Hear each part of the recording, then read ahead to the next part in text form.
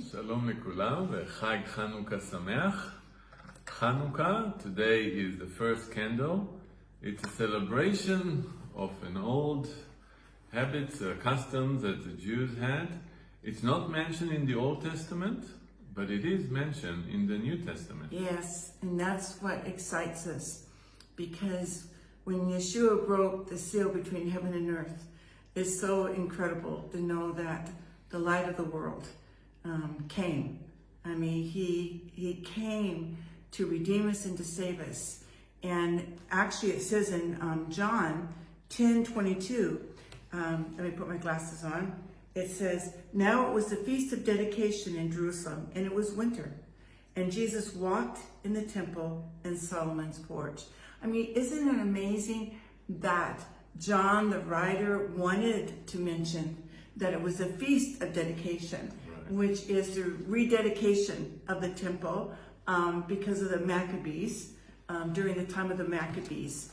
And I think that's just exciting. Right, for those who don't know, it was a time when the land was occupied by the Greeks. The Greek really were so forceful on the people. They tried to push them to become Hellenistic, Yes. to believe in their God. Right. And their gods. And their gods, right?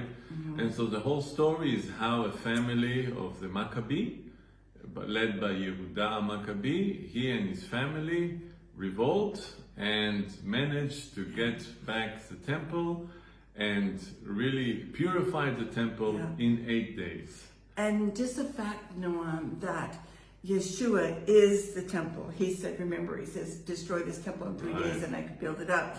I mean, he was stating who he was, but just the fact that we have so much to think about during this time, because the world's trying to crash in on us. And the world wants us to conform to their ways.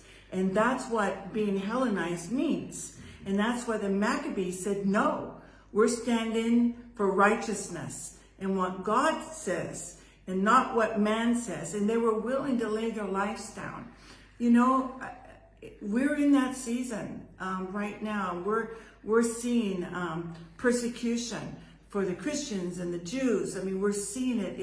It's like never before. It's just building up. But now is our time to light this Hanukkah, to remind who is, and Noam, I asked Noam today, the shamash, the middle candle. Yeah, so it's interesting, this middle candle, that with that candle you light all the rest. Every day another candle. And this is in Hebrew called shamash. It means like an assistant. But it's interesting that this assistant is high up than all the rest. Now, isn't there really something spiritual here? Because who is helping us out? Yes. You see, so here actually indirectly you can see spiritual aspects that usually we don't talk about when we are doing the Hanukkah. This is, by the way, Hanukkah. It has 9 lampposts, and don't mix it with the menorah, that is 7, and that is the symbol of Israel, and this is in Zechariah chapter 4. But as I said, this is as a memory for what had happened. Yes. And so we rejoice in the light. And we need to rededicate our lives. This is what it's all about. Everything that is used in this way that we can visually see, it's always a reminder. And Noam, the shamash, you told me today what I said in Hebrew. Right. You really explained it so well. Yes, so I say also the word shamash, I can see actually it's also the same letters, but different pronunciation of shemesh, which is the sun. And it's interesting also that the word shamash or shemesh, whichever you want to pronounce, you can read it from left to right or right to left. Yes. And usually when that happens, it means that there is a spiritual significance.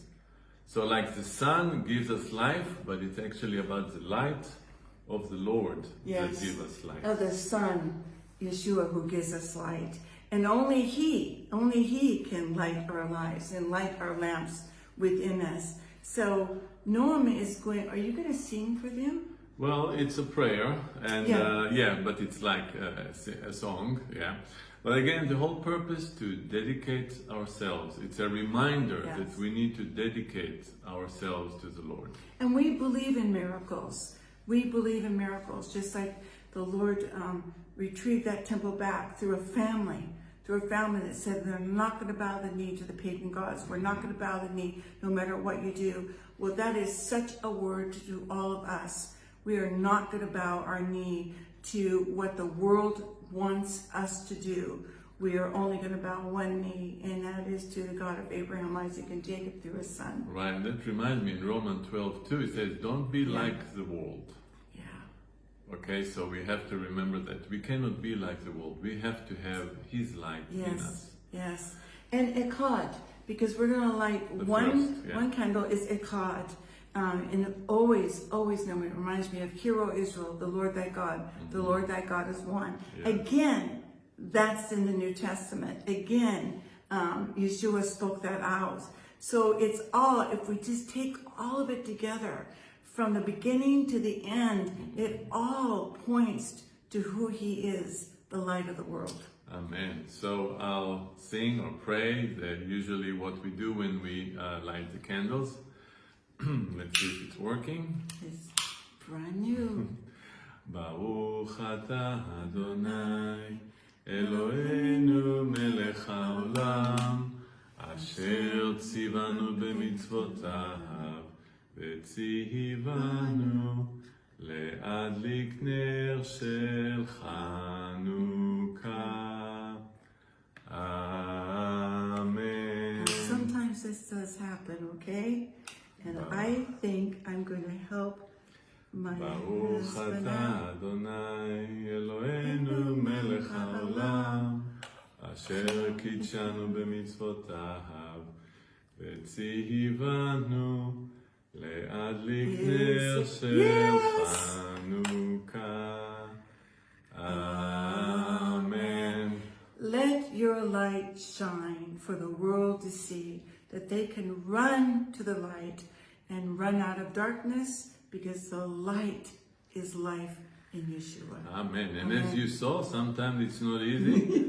And we prevailed in the end. We prevailed. Amen. We prevailed. I think I deserve a kiss. Happy Hanukkah. Happy Hanukkah. We So love you happy guys. Hanukkah to everybody. Blessing from Israel. Yes. Bye-bye.